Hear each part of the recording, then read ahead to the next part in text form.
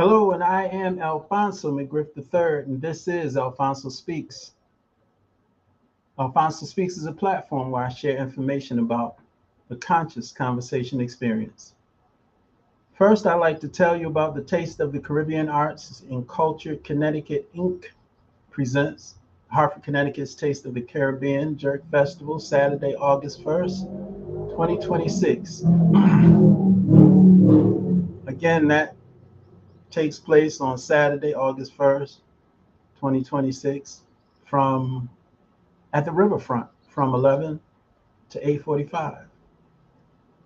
The Taste of the Caribbean Arts and Culture Connecticut Inc.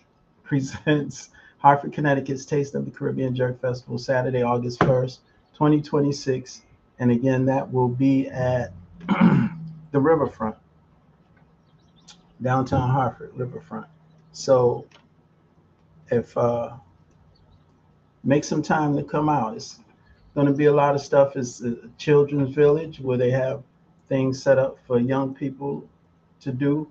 And then they also have two stages. They have an upper stage and a lower stage where there'll be constant performances and different things going on, music, fun, food, a little bit of everything going on. So if you can make it, come on out.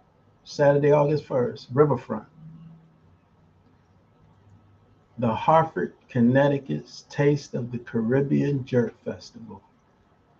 And also, the 35th anniversary of the Greater Hartford Festival of Jazz begins tomorrow night. Tomorrow night in Hartford, Connecticut. Tomorrow, Saturday, and Sunday, 17th, 18th, and 19th of July. I was invited to do a poem. It will be a tribute to Black women. It's called For You, There Are No Words. I always say that I think all women are special because women help sustain human life on this planet, and that's a big deal. That is a big deal. However, I was raised by Black women, around Black women, and saw their challenges and struggles and those kind of things. So this is what inspired me to write this poem, and that's why it's a tribute to Black women. So tomorrow night I'll be doing this poem at the Greater Hartford Festival of Jazz, somewhere around 9 o'clock p.m. Tomorrow night, somewhere around 9 o'clock p.m. If you can make it, come on out and support. I definitely appreciate it. Support the festival itself. There'll be vendors and food and all kind of wonderful things there as well. So, and not especially the people. People come out to have a good time and enjoy the music and enjoy the ambiance and the atmosphere. So tomorrow, Saturday and Sunday, 17th, 18th, and 19th, the 35th anniversary of the Greater Hartford Festival of Jazz. And I feel that it's an honor and privilege to be able to actually take part and participate at the 35th anniversary of the Greater Hartford Festival of Jazz. So if you can make it out, come on out and enjoy yourself one of those 3 days, if not all 3 days. And I also want to put on the table that I'm always willing at this point to speak with young people every single day. You know, I get on social media to post my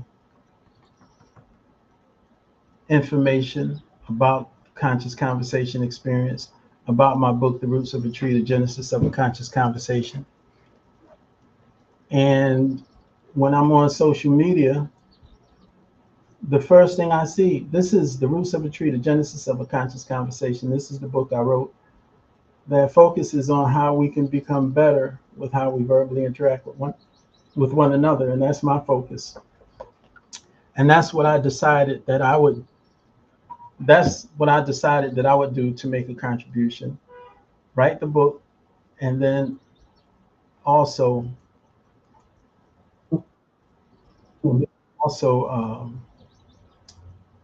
share information about how we can be better.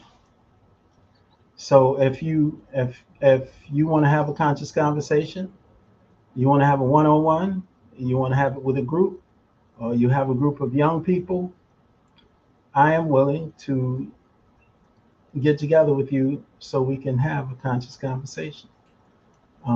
This is my mission. This is my purpose. A lot of times we have difficulty finding our purpose and knowing what our purpose is. And fortunately for me, this is my purpose for existing, to help us have less conflict. That's what I decided to do, to help us have less conflict. Now, because I'm going to be at the Jazz Festival tomorrow night, which is the 17th of July, I will not be on live tomorrow night. But that doesn't mean I won't pop up on Saturday or Sunday, because it's always possible that I might want to share something. So,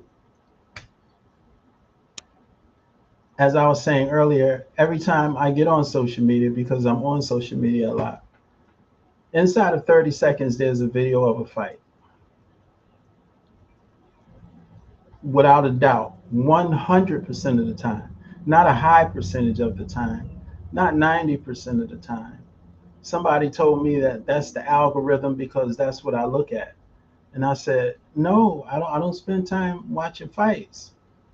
I just get on my social media, and inside 30 seconds of fight, as I scroll, there's a fight.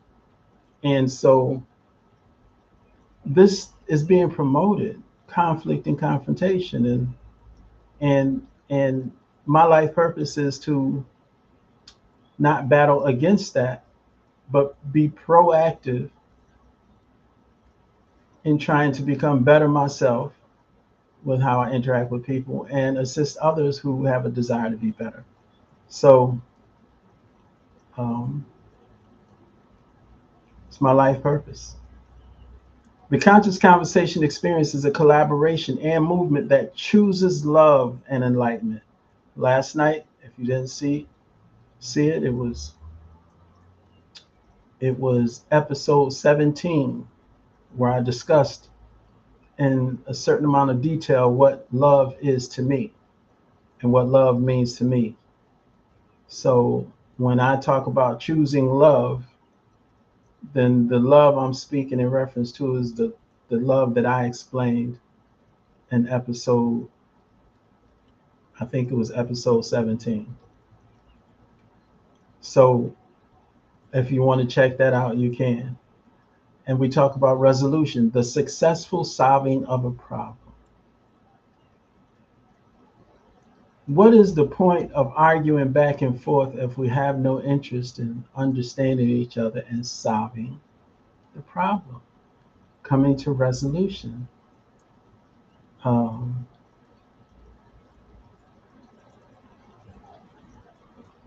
This argument and fight thing is just,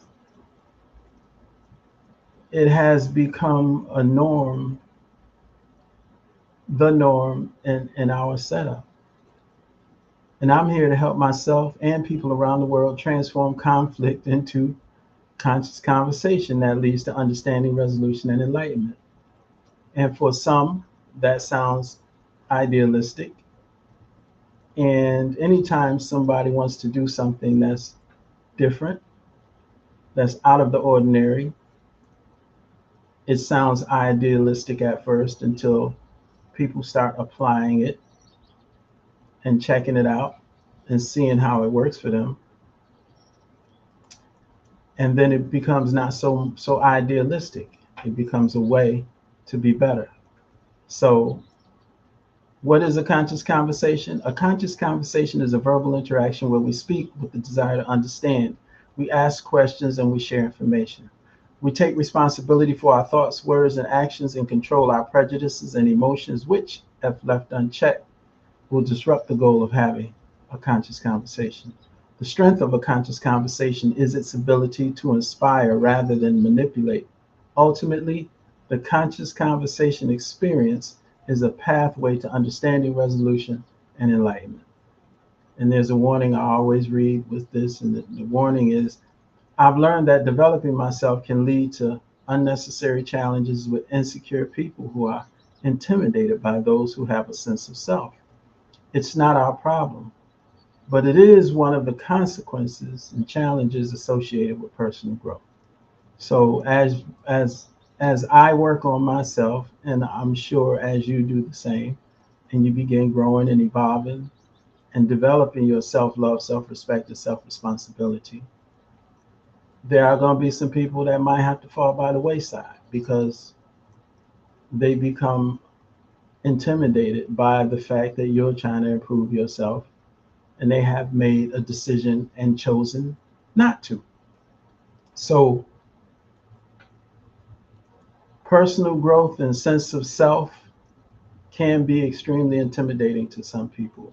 And like I said last night, there's nobody that I can walk into a room with and feel intimidated by, because my attitude is always I am in the room also. I hold nobody higher than I hold me. Nobody gets held higher than me by me. I my 4-year-old cousin one day asked me if I was a king, and I told her yes. And from that day forward, it was my responsibility to to represent that as much as possible in how I carry myself and how I interact with others and how I work to become better.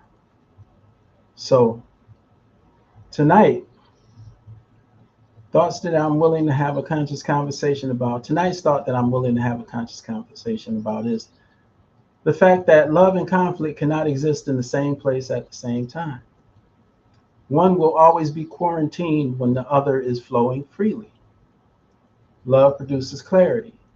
Confusion produces conflict, or confusion is usually the reason for conflict. So when I say love produces clarity,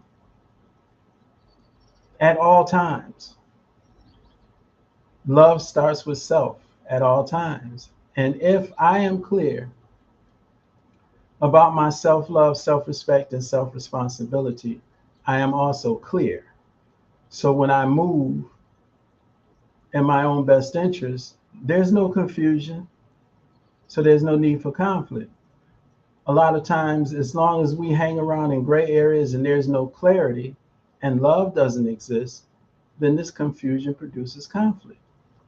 So I'm saying that love and conflict cannot exist in the same place at the same time. I hear conversations where people are talking about how much love hurts and how much they love this person, but it hurts so bad. And no, no, you just hurt. Love has nothing to do with that. Love has nothing to do with that. And the only way we can, or I can climb out of the hurt is to begin applying self love, self respect, and self responsibility. That's how I climb out of the hurt. But love does not hurt. Love is a 100% benefit based on self love, self respect, self responsibility. And last night I talked about love being putting oneself first at all times. Putting oneself first at all times. That is, that's self love. If you know good to yourself, how can you be any good to anybody else, including your kids? People say, well, I put my kids first. Yeah, okay. And then when you go fall down because you haven't been taking care of yourself, then who gonna take care of your kids? Self love has to be a part of it. So love and conflict can't exist in the same space at the same time. One will always be quarantined while the other is flowing freely. So if conflict is going to be flowing freely, or love is going to be flowing freely, they will not both be in the same place. That's just not going to happen. So that's according to me. That's not necessarily the truth, but that is according to me. If it makes sense to you, then it will be according to you as well. Now, there's something that I would like to talk about that we do, that I witnessed a serious amount of inconsistency. There's a young lady who made a song called Spin That, and it created a lot of controversy. And because an adult said, hey, you are a bad influence on the kids, and that's not a good thing for the kids. You're what was the term that they used? The bottom line was, the point was, you're a bad influence for the kids. And I was thinking, and they really were arguing about this and having full-fledged debates about this subject, about this song. And I was saying, that's why it's so impossible to claim we're holding somebody accountable, because you can't hold anybody accountable. You might be able to have an opinion about what they're doing and how they're doing it, but you can't hold them accountable, because then the question becomes, are you picking and choosing? Are you picking and choosing? Because if you have a problem with Spend That, then the question is, do you have a problem with the promotion, black folks promoting alcohol, and all alcohol has ethanol in it, and all ethanol is poisonous? So we're promoting alcohol, and we got kids influencing kids to drink alcohol. What about that? Is that a problem too? The idea of literally drinking ethanol, knowing ahead of time it's poisonous. So is there some accountability being held to those of us who are promoting alcohol? And what about those of us who are promoting all of this horrible food that we're eating, and influencing the young people to eat all of this horrible food, and we're going to hold somebody accountable for being a bad influence on the younger generation? What about that? Are we going to hold somebody accountable? Are we going to walk into all of these schools feeding the kids all of this processed food and hold them accountable? Or are we just picking and choosing? Okay, we don't like that song for the kids, so we're gonna make an issue out of that and have debates. I think influencing them to drink ethanol is pretty bad, but nobody wants to do some accountability holding when it comes to influencing young people to drink alcohol. And what about this influence with these television shows that promote materialism and being materialistic, and living this life that is impossible for a large majority of young people out here, having these extravagant sweet 16ths, and now after watching TV, they're looking for their parents to be having these extravagant sweet 16ths and taking pictures and celebrating because it's your birthday. The I'm thinking the mother should be the one that gets celebrated. She's the one that did most of the work. You just showed up. Now you need to get a whole car and a $10,000 celebration because you turned 16. What about that? Is somebody being held accountable for creating delusional young people who, when they get out here into the real world, expecting people to care and nobody cares? I mean, listen, every step of the way, somebody is trying to get over and catch you and steal your money by any means necessary and unnecessary. And the young people now, is somebody being held accountable for not preparing these young people for reality? So they go to school and do whatever they want and they don't get suspended or anything in some cases and in some school districts because the money is what's more important and they need the child in school to be able to keep the money for the budget? Is somebody being held accountable for the fact that young people are living a delusional life, some of them in school, believing everything revolves around them? So, or are we picking and choosing? Are we picking and choosing? So, it's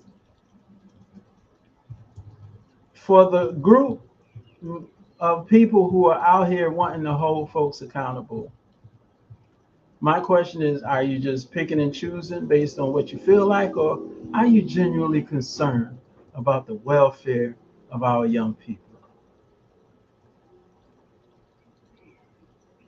That's the question. Are you genuinely concerned about the welfare of our young people? Or are you just out here babbling because you want to have an intellectual debate about accountability, but only over here in this spot with that record spin that? Only over here with that record spin that, but we don't want to talk about them drinking ethanol, which is poison. We don't want to talk about them being raised in these these educational environments, thinking the whole world revolves around them. Creating, we don't want to talk about the promotion of materialism and materialistic ways on all of these shows they're watching. We're just going to focus on the record spin that and then try to show everybody how educated we are as we hold the the people responsible of that record accountable. We be out in these streets looking kind of crazy, but that's just one man's perspective. That what I say is just my perspective. It's not necessarily the truth, but I'm just putting it out there. Let's. Is there going to be some consistency around here? You know, we are out here. They made certain types of smoking legal. So now, what about the young kids who are totally ruining their lungs with this weed smoke? There's okay. I will say for me, there's nobody that can have an intellectual discussion about to me about uh, plausible reasons to put smoke in our lungs and how that could benefit us. What about that? Is somebody going to hold somebody accountable for influencing our young people to smoke this weed? I don't have anything against people who smoke weed, but if you want to attack, spin that and how it potentially influences our youth, hey, hey, Hey, it's a whole lot of stuff. We come on, let's be consistent out here in these streets.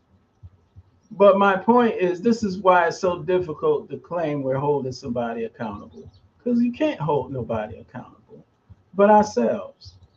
The only person I can hold accountable is me. There's nothing I can say to you about anything you do with your life that I can call holding you accountable. There's nothing. So, Dana, you out in these streets talking about that song Spin That. I'm talking about all of the other stuff that's also having an adverse influence on our young people. But we choosing to think and live in these boxes and pick and choose. You know, we can go down to the fire station any day of the week and ask them about smoke in the lungs and how that affects the lungs. Doesn't matter what kind of smoke. It could be cigarette, it could be weed, it could be whatever. Does smoke assist the lungs with being better?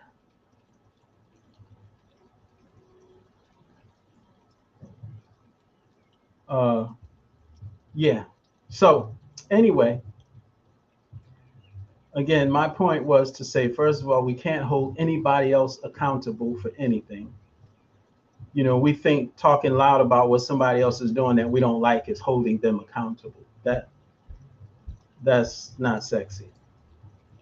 So that is something that I wanted to put on the table tonight. And so we'll go to my next question that I do every night is, in what ways do I make decisions that hurt me? In what ways do I make decisions that hurt me? And so the question that I ask is, do I experience disappointment when people don't meet my expectations? Do I experience disappointment when people don't meet my expectations?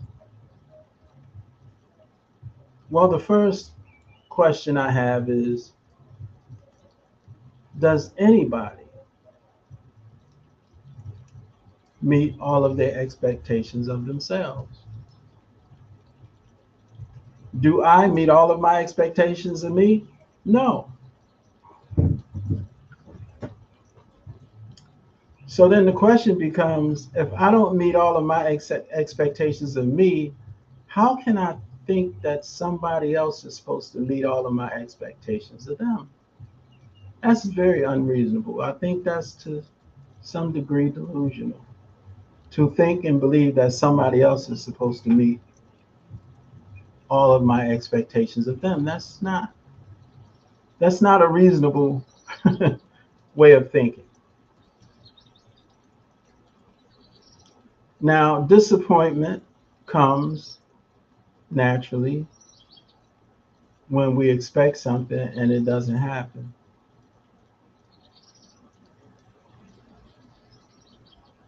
But there's a way to handle that in real terms. And that is, if I allow myself to have expectations of somebody, then I have to have enough self-respect so that if they don't meet them, I am not disappointed, but I am made aware that those particular expectations that person can't meet. That's a self-respectful way of handling that, because I'm not damaging, freaking myself out mentally.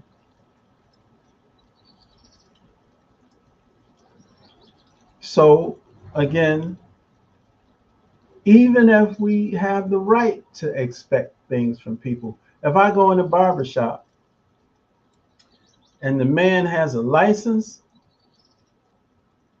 he has his barber license on the wall, I look his tools over. He has all the necessary tools to give a great haircut. He looks professional. He got his apron on.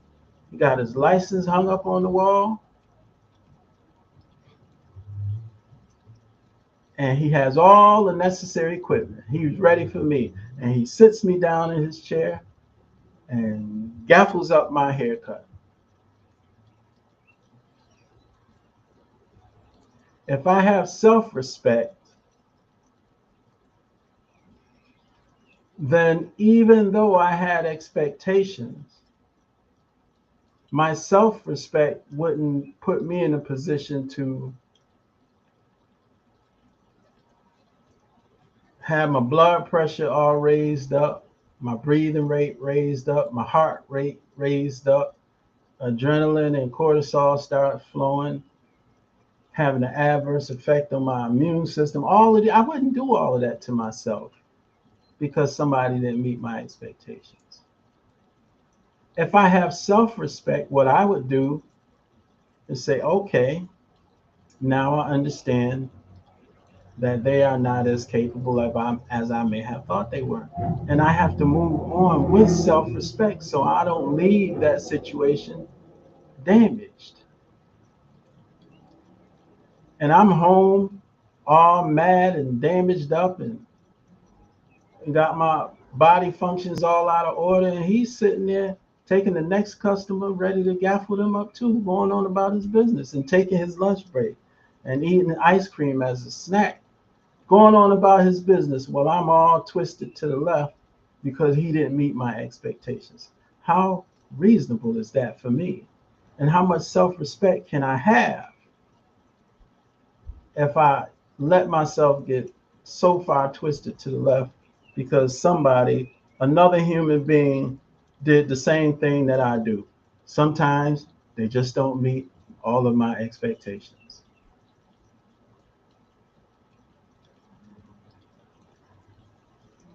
So I wanted to talk about that. Do I experience disappointment when people don't meet my expectations? I think it's human to some degree to be a little disappointed. And I think the more we get in touch with ourselves, we love ourselves, we respect ourselves, and we take full responsibility for ourselves, the more we do that, the less disappointment we'll experience when people don't necessarily meet our expectations. So those are some of the things I wanted to put on the table tonight. Just as a reminder, the Taste of the Caribbean Arts and Culture Connecticut Inc. presents Hartford, Connecticut's Taste of the Caribbean Jerk Festival, Saturday, August 1st, 2026. And the 35th anniversary of the Greater Hartford Festival of Jazz, Hartford, Connecticut.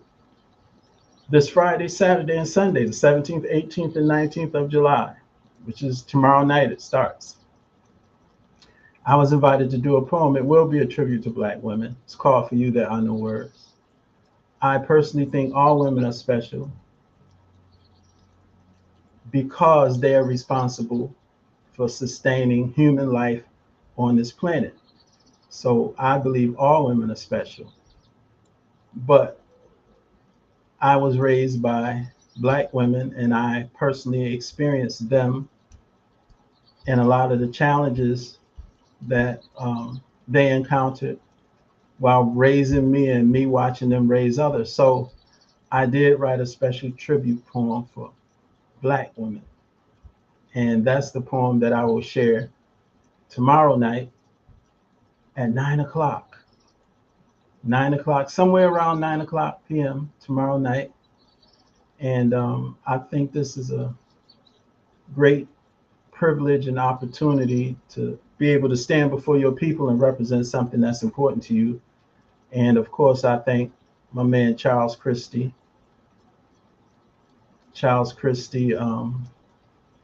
who who's the big man with the Festival of Jazz. He and his daughter put me on the schedule. So I definitely appreciate that. If you see Charles Christie or his daughter, give them both a nod.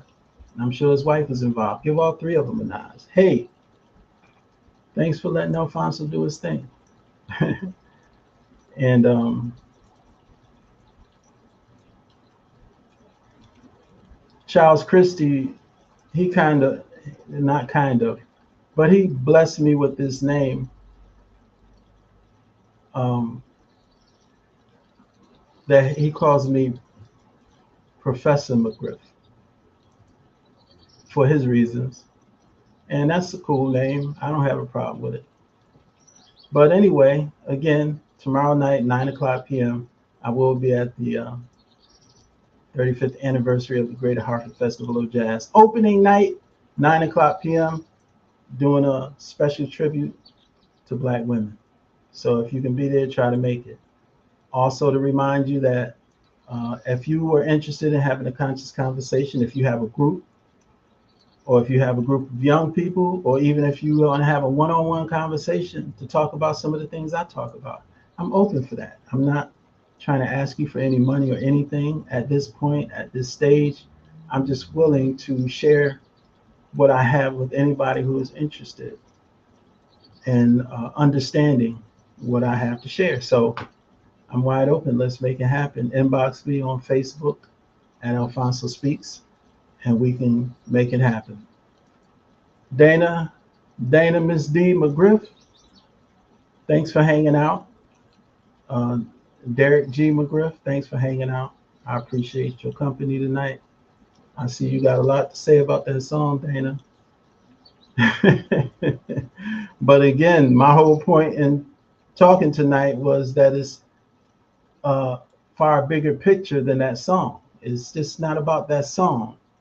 It's about us, and are we thinking in boxes or operating in boxes, or are we genuinely concerned about the welfare of our young people? And if we are genuinely concerned about the welfare of our young people, we don't start flipping out only about this thing, this one song in this one box, and then don't say nothing about everything else. That speaks to our mindset, and it's not sexy. And I'll be trying to be sexy, so I'm just saying. You could be doing anything right now in this very moment, and you chose to give me some of your time in your life. I do not take it for granted. I love you all, and I always will. And I will never give up on our people, ever. Again, I will not be on tomorrow night because I'll be at the Greater Hartford Festival of Jazz on the 35th anniversary. I'll be there 9 o'clock p.m. I will be doing a special poem for Black women for you that are no words. Have a good night. Peace.